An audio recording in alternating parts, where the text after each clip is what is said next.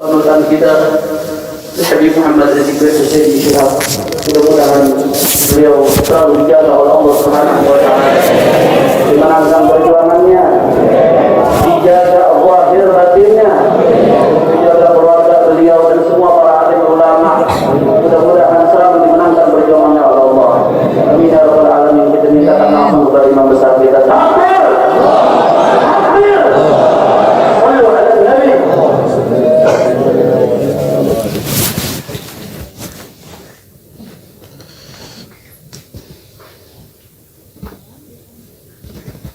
Assalamualaikum warahmatullahi wabarakatuh. Waalaikumsalam. Bismillah, walhamdulillah, wassalatu wassalamu ala rasulillah wa ala alihi wa sahbihi wa mawalah. Fi hadha al-maqam al-sharif mu'azzi jami'a ahli bait al-mujahidin al-shuhada. أعظم الله أجركم وأحسن الله عساكم وغفر الله لأمواتكم أجمعين وكتب الله في قلوبكم صبرا جميلا آمين يا رب العالمين. Ibadah kiram, dalam kesempatan ini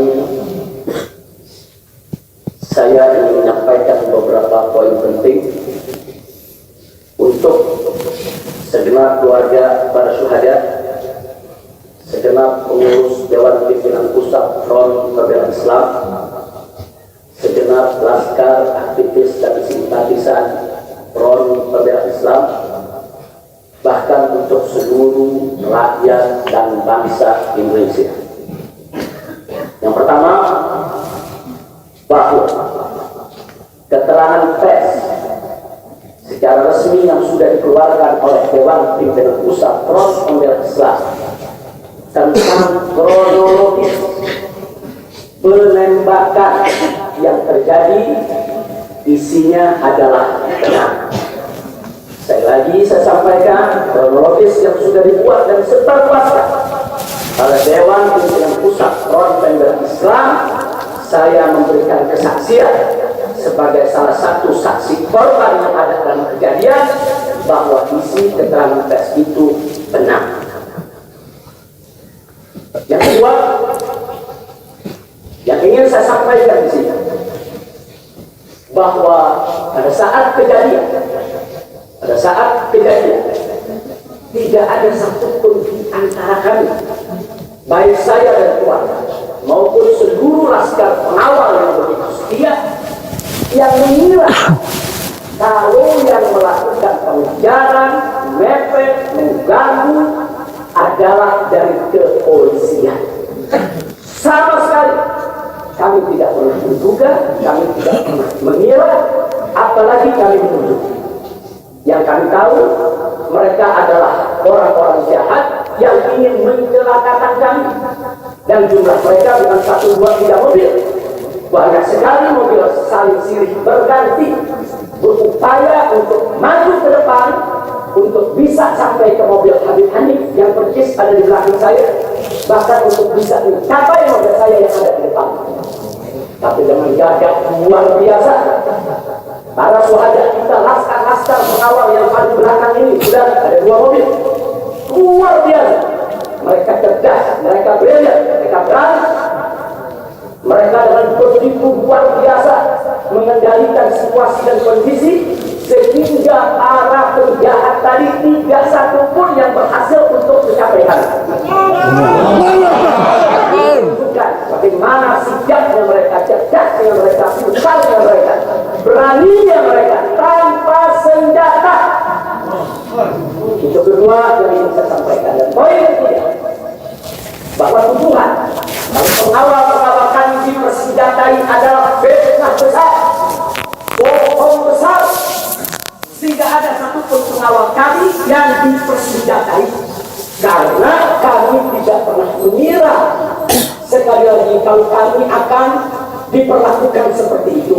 Pengawal-pengawal ini pengawal standar keluarga biasa, pengawal standar keluarga biasa. Saya ada 4 mobil, semua isinya keluarga, anak, mantu, saudara, cucu-cucu kami semua ikut. ada 3 masih bayi, masih minum air susu ibu. Dan masih ada yang 4 saudara yang di bawah 5 tahun, bahkan yang di bawah 3 tahun. Jadi benar, ya, kami sekeluarga semua sudah. Nah, jadi yang ingin saya sampaikan di sini adalah para yang ini mengawal. Tugas mereka mengawal, bukan untuk mengganggu siapapun. Jadi sudah benar mereka melaksanakan tugas. Ketika begitu banyak mobil ingin menyalip, ingin membahayakan kami, mereka melakukan tugas dengan sangat cantik. Mereka tidak mencelakai orang dengan sangat cantik, yaitu bagaimana mereka mengusir satu persatu mobil-mobil tersebut sehingga tidak berhasil masuk ke dalam rombongan. Dan subhanallah, ya awalnya keempat yang ingin saya sampaikan di sini, dengan takdir Allah, laulahu, tanpa mereka ini para syuhada, mungkin kami sudah digiring ke medan tempat saya yang mereka rencanakan. Allah mentakdirkan sesuai dengan kehendak Allah Subhanahu wa taala. Demi Allah, saya dan keluarga siap setiap saat untuk menghadapi mati syahid, ya. Mundur selangkah pun juga tidak akan pernah takut untuk menghadapi segala ancaman dan teror. Itu saya sampaikan sekali lagi, 6 laskar yang mati syahid ini, mereka laskar yang luar biasa, mereka laskar yang setia. Bahkan Anda bisa dengarkan dalam rekaman-rekaman yang tersebar, yang viral di mana-mana, ya, bagaimana mereka tertawa, saudara senang begitu melihat saya dengan keluarga semua sudah terbebas dari kejahatan. Begitu mereka melihat saya dengan keluarga semua sudah berhasil meluncur keluar dari kejahatan, mereka senang. Padahal sebentar lagi mereka akan dibantai, mereka digiring ke medan pembantaian. Dan sampai saat itu kami tidak pernah tahu kalau mereka yang melakukan pembantaian adalah pihak kepolisian. Kami tidak pernah tahu, kami tidak pernah sudut, kami tidak pernah menuduh. Bahkan dalam keterangan pers Dewan Pimpinan Pusat Front Pembela Islam masih dicantumkan orang tidak dikenal. Karena kami tidak berani menuduh siapapun tanpa bukti, kami tidak berani menuduh siapapun tanpa saksi. Itu ajaran Islam. Tidak boleh kita menuduh siapapun tanpa bukti dan saksi, ya Pak.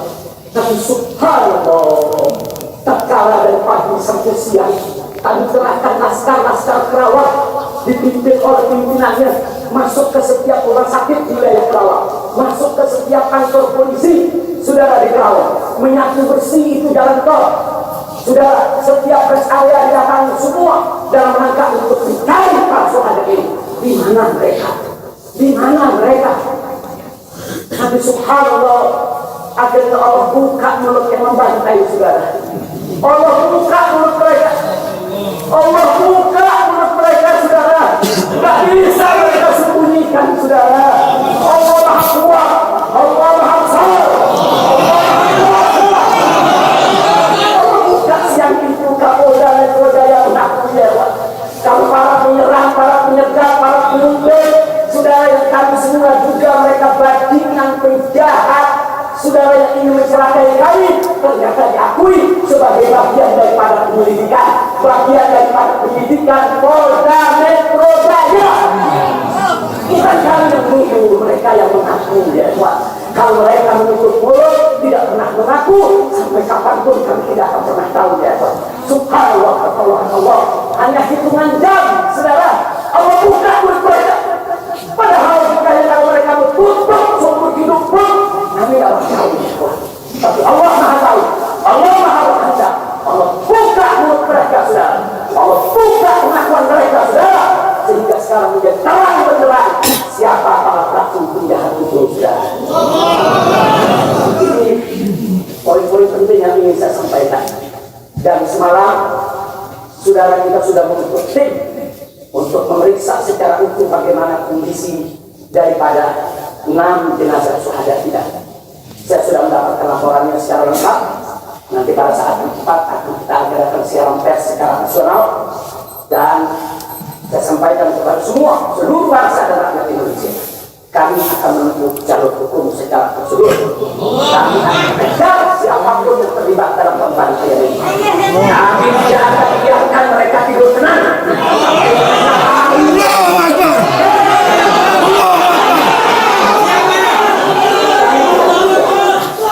saya minta kepada seluruh rakyat dan bangsa Indonesia, tahan diri, sabar, kita hadapi dengan elegan, kita tempuh prosedur hukum yang ada. Karena kalau prosedur hukum ini ditempuh dengan baik, insya Allah semua akan terbongkar. Siapa yang melakukan pembantaian di medan lapangan, sampai siapa yang menjadi otak saudara yang mengatur ini semua akan terungkap. Tapi kalau Anda emosi, kalau Anda berjuang sendiri-sendiri, maka ini akan terkubur, tidak akan pernah terungkap ya Tuhan. Maka itu saya minta sekali lagi, sabar, sabar. Ada saatnya ya Tuhan. Ada saatnya kita akan melakukan perlawanan. Ada saatnya ya Tuhan. Kita harus melakukan jihad fisabilillah. Jangan lupa, syuhada kita yang ini mereka sudah melakukan tugas jihadnya, menjaga kabar, menjaga ulama, dan mereka sudah mendapatkan hadiahnya dari Allah, mati sebagai syahid. Insya Allah mereka diterima oleh Allah Subhanahu wa Ta'ala.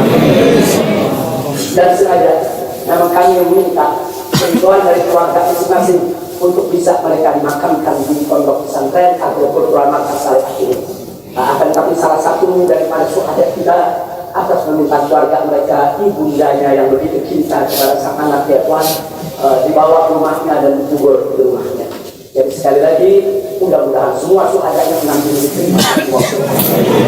Saya tidak ingin berpanjang lebar lagi, tapi sekali lagi bahwa DPP FPI sudah berkomitmen dengan seluruh ormas-ormas Islam yang ada di Tuhan. Anda bisa lihat bagaimana ormas-ormas Islam sudah memberikan pernyataan sikap dan berbagai kalangan, di mana kita kompak semua satu kata bahwa harus dibentuk tim pencari fakta independen yang melibatkan semua elemen, yang melibatkan Komnas HAM, Amnesty Internasional, bahkan kami minta juga Komnas HAM anak untuk ikut berbuat, karena di dalam kejadian itu ada yaitu 3 bayi dan masih ada lagi yaitu 4 balita ditambah 1 lagi balita dan salah seorang anak kerabat kami ya Tuhan. Jadi pada kejadian itu tidak kurang dari 12 wanita, 3 bayi dan 6 balita yang masih berada di bawah usia 5 tahun. Komnas HAM anak tidak boleh dibiarkan, karena pada saat kejadian itu ada bayi-bayi yang ketakutan karena mobil itu meluncur tidak wajar, tidak semestinya. Dalam goncangan mobil tersebut, bayi-bayi itu menangis, ibu-ibu itu menangis, mereka terteror, terintimidasi, mereka bukan tidak takut, ini satu teror yang luar biasa. Nah, karena itu sekali lagi, Komnas HAM perempuan, Komnas HAM anak, mereka semua harus ikut terlibat.